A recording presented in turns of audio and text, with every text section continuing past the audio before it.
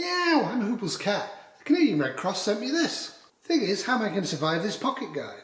Is there a secret agenda here? Or is this just not a whole bunch of woke nonsense? How is this even vaguely relevant to a major disaster? I'll be too busy for this woke nonsense. I'll be busy rescuing dogs from floods, surviving child abuse, and the constant media focus on it. Being placed repeatedly in dangerous situations, I hate. Watching a nuclear or civil war breaking out in Canada, I'll be busy. If I see an EMP or a cyber attack shut down the internet forever, what then? For many this would render life unbearable. However, I'm 59. I can tell you confidently that life without cell phones and life without the internet was really good. No matter whatever the cause, if you're faced with a massive major disaster, how is psychological health even important? You have to survive. However, if you look at most prepper sites these days and look at the comments in detail, you'll find attitudes that actually imply that the people writing them already have severe psychological damage and trauma. And I would argue by exposing yourself to this stuff day after day, you're probably doing a lot of damage. In the here and now, be aware that men are far more likely to commit suicide and do it successfully than women. The numbers are actually staggering.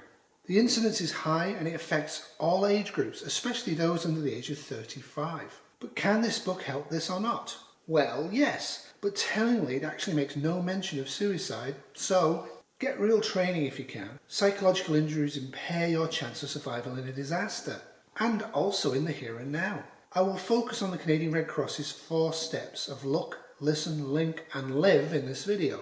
There are other models. But what is psychological first aid? It is society's imposed view of health, both on self and social relationships. This will vary from person to person. Be aware that in physical or mental first aid, one size will never fit everybody.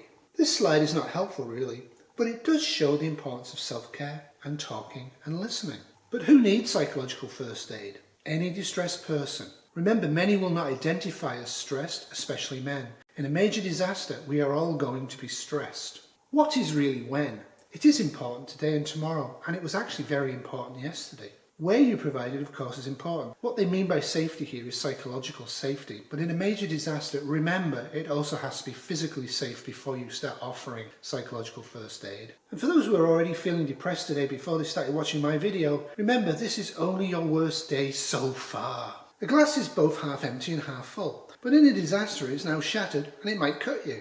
If it's not broken, you can refill it, but perhaps we won't be able to use a tap anymore. The real meaning of this analogy is what is usable now. Can I refill it? Can I use the glass for something else? And what should I do with it now? The Canadian Red Cross uses this model to give psychological first aid, self-care, or to other people who need care. Look for common signs of psychological stress and injury in yourself first. When you can, keep a diary. Record what has been happening, both in detail and also how you feel about it and how you're reacting to it and what you're actually planning to do and what's happening to you. The more honesty you can achieve in your journal, the better it's going to be for your mental health. It's also really important to keep a record of what's going on.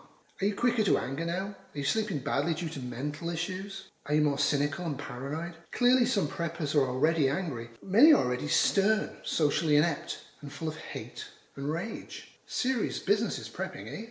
No fun is allowed. Do your actions, do the actions of others imply rational and calm response to a calamity? Are they based on reality or a perceived reality? Do you have real support networks? Can you improve them? Can they actually help you in this situation? Self-care means focusing on everything, not just the physical aspects of survival. You're a complete prepper. Physically and mentally, you're okay. But what about others near you? Do they need help? Loss and grief for people, things and ideas can be crippling in a disaster. Listen, talk, honestly let the emotions out. Do not bottle them inside to corrode their chances of disaster survival. Disasters are global and increasing. Even the most desperate climate change denialist in 2024 has a hard time arguing that natural and human disasters are not more frequent now. Some, of course, will continue to argue that, right until the time the boat sinks. Yet responses continue to be hampered by bad psychological state before the disaster. So how do we help others? We use this model. Use it often. Look for and know and act on signs of psychological distress. Don't brush it off. Be calm, be open, be nice. But remember to listen actively. The link part in a massive disaster is going to be hard. Things are literally broken.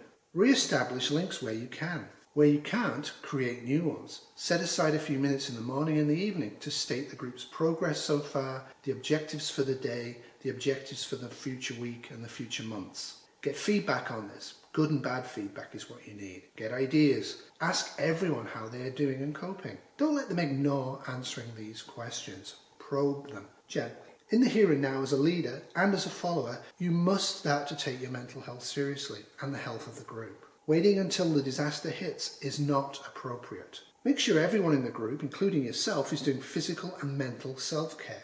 Do no harm is easily said, yet it is involved. The very political nature of some prepper groups and some people's interpretation of religions harm others and make them feel unsafe and isolated. The classic example of this was when Brad from Full Spectrum Survival a couple of years ago asked who you would not have in your group, and a few people did mention brown people, and a few other people then pointed out that if you exclude brown people from many prepper groups, you're excluding pretty much every nurse and doctor that's available. Based upon religion, based upon skin colour? No. Actions, abilities, that's what you need to be looking for. I highly recommend the Sarah Polley film Women Talking to see the rawness of listening to trauma and also how to heal from trauma by talking. It's a brilliant film. If you're already doing prepper training with a group, use this model. Use it in your own life now. We're all stressed. Get professional help if you need it, and get other people professional help if they need it.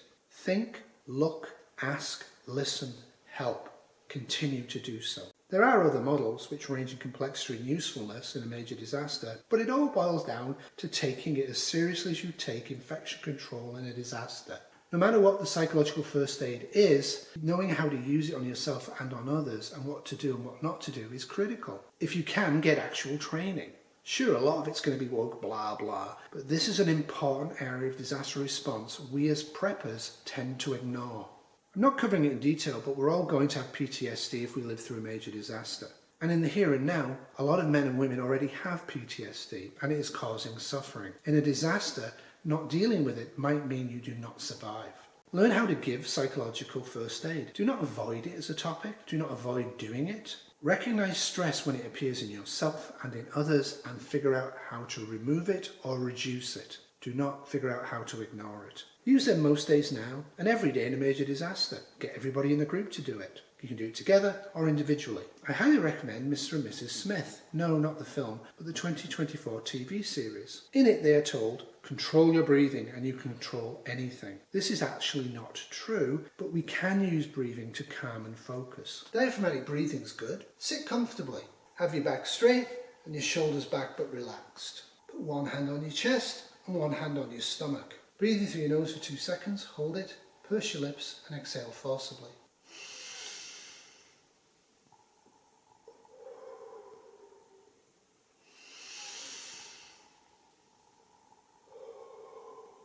Repeat a few times. You want the chest to move, but you also want the belly to move. Now the 4-7-8 method of breathing is common, but it's actually not necessary, and I actually think it's slightly wrong. This is what I do and this is what I recommend. You don't breathe in through the nose for 4 seconds. What you do is you take a very strong inhalation through the nose. When you've done that, hold it, focus, relax, breathe in more. You then hold the breath inside your chest for a reasonable length of time without distress, and then forcibly exhale it through the mouth for as long as you can, and repeat. You have to be sitting down. This could make you lightheaded. If it makes you lightheaded, you might want to see a doctor.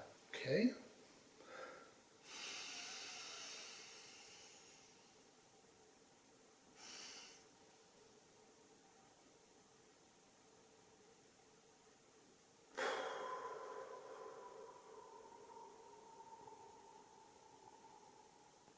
This directly affects your parasympathetic nervous system. It will lower your heart rate and it will lower your blood pressure and it will make you feel calmer. This will allow your brain to actually focus on the stress and the problems you have in the disaster. Every day it's a good idea to do this. You only have to do it for 4 or 5 times and it can actually be done whenever you like. You can play music, you can meditate, whatever, but focus on the breathing. There's a whole industry now on this, and you don't necessarily have to pay any money for this. In fact, I recommend you do not. The techniques are easily available, they're free, and they're free to use. Not using this type of technique now and in a disaster is the equivalent of not storing food or water knowing there's going to be a disaster. You're imperiling your own survival and the survival of other people by ignoring psychological first aid. Everyone has an agenda. Some are easy to see, others not so easy to see. Try to avoid habits that cause stress if you can. If you can't, enjoy them. and don't worry about them. Well, I hope you enjoyed this, and I hope you didn't find just a bunch of woke nonsense, because it really actually isn't. I wish you a stress-free day.